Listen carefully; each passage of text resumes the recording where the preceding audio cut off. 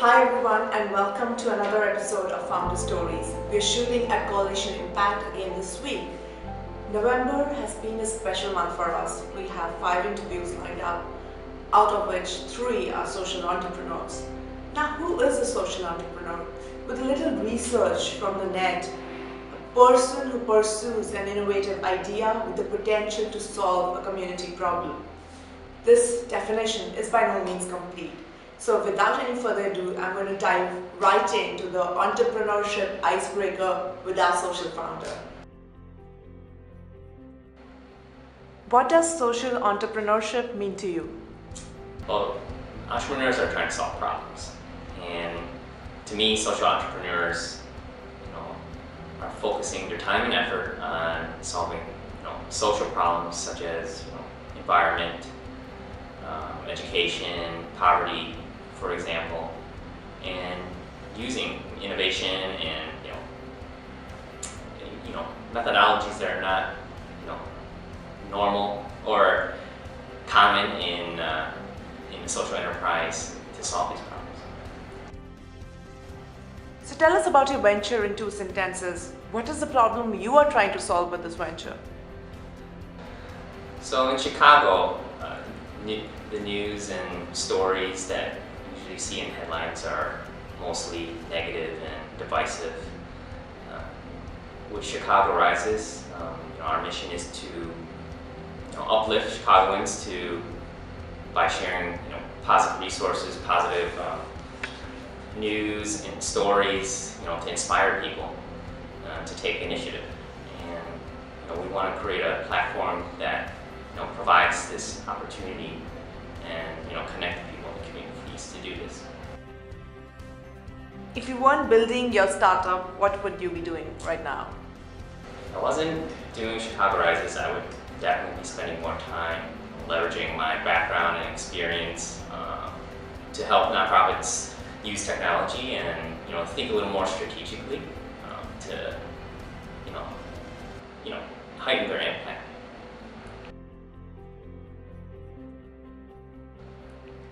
Being a startup entrepreneur has its perks, but what really do you think are the main differences between corporate life and startup life? I think they're definitely different. The biggest difference that I've noticed in my journey so far is the passion. So in the startup world, I think you have a lot more flexibility and control in directing your efforts to focus on your passion.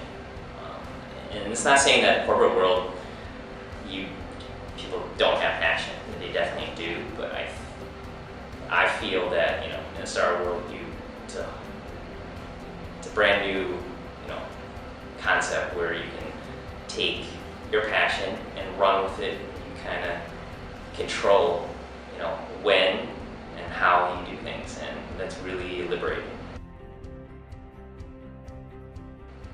What is your break activity? How do you keep yourself balanced each day?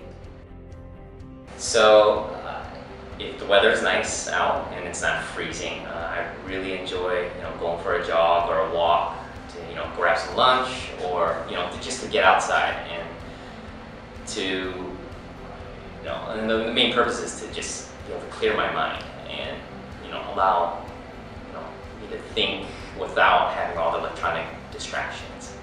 So it's really nice to take that break, get some physical activity, and honestly, a lot of the best thoughts that come to me is during that time where you're kind of just away from the laptop and the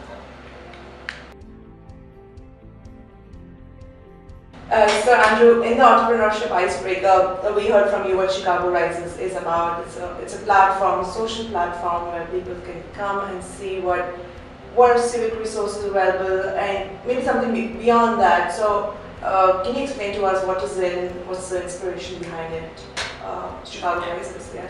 Yeah, it's Chicago Rises.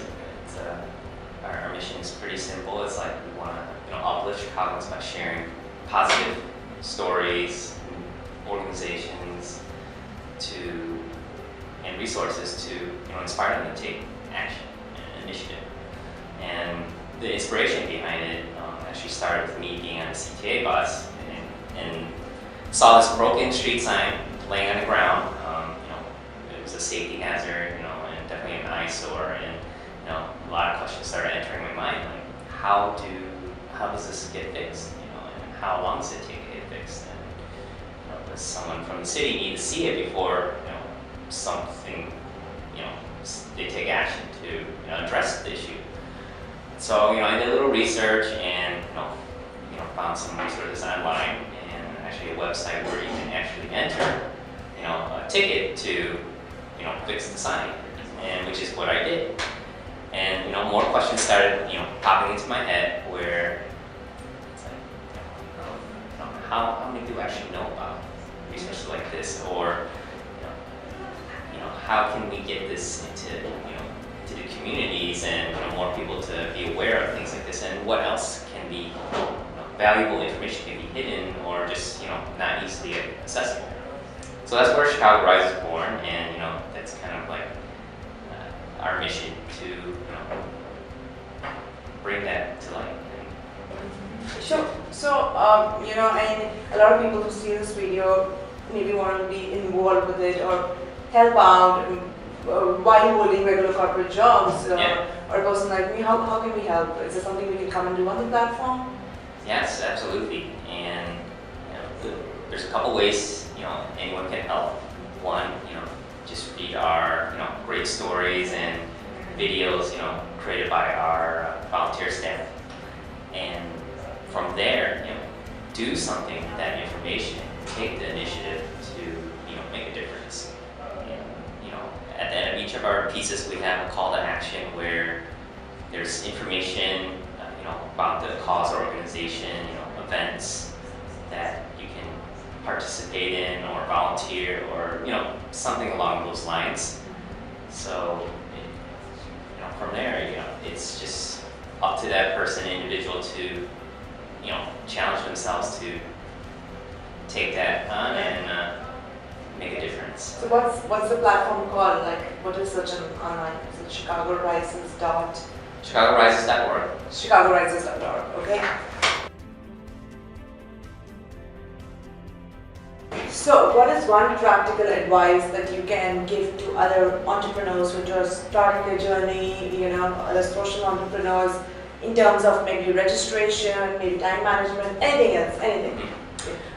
The most important advice I can give an aspiring entrepreneur is to connect with others and share your story. And that's had the most impact for myself in my journey, and that's been confirmed, especially in the last couple of months, where I've been almost meeting someone new or old in my network almost daily. It's hard enough to do anything in life by yourself, let alone become an entrepreneur. Yeah, so just being you're genuine and you share your story, your mission, you'll be amazed like how people will open up and help you. And some of these people that I've met have been sharing knowledge with me and sharing their stories, and even in some cases become your advocates. So I can't stress that enough, where you try to connect with others and just again share your story. So, when we started thinking about this question to ask to our founders, we wanted to make sure that we give out some practical tips to entrepreneurs and founders watching this. So, how do you connect? Like, do you go on Facebook or on LinkedIn? How do you connect with people? Well, like I said, I've been connecting with a lot of people the last couple of months, and one way I've been using is this app called Shaper. Shaper. Yes. And it's been fantastic connecting me with so many people. And how it works, in a nutshell, is you develop a profile, something similar to LinkedIn, but the difference is it matches you with people with similar profiles. So you kind of say what you're looking for. You do all these hashtags like say nonprofit, social entrepreneurship, or whatnot, and other people can look at your profile, see what you're looking for, aspirations, if you're looking to collaborate, or if you're looking for a mentorship, or even a job, and then list of people that you can possibly connect with each day, and it's entirely up to you, who you want to match with, and if the other person also wants to meet you, then it makes it really easy to get introduced to someone and meet up for coffee and start talking. Right. So Shaper is the app that I was talking about, which personally I use it as well, as you know. So it's a great app to connect to people, and especially with similar professional interests as well. Yeah. Okay. So if you're working in the social impact sector, right, you will always need to ask yourself, how is your organization accountable to the cause that you're working towards? So how can you measure impact, in social ventures, just in general? Well, in general, I guess for Chicago Rises, just to speak about what I've experienced, is it has been difficult to measure like tangible impact in terms of it's tough to be able to see if someone goes to our site and reads a story and know if they went and volunteered or did something based on that knowledge. So we can use analytics with our social media and our website to track visitors to our site and followers on our social media, which we do.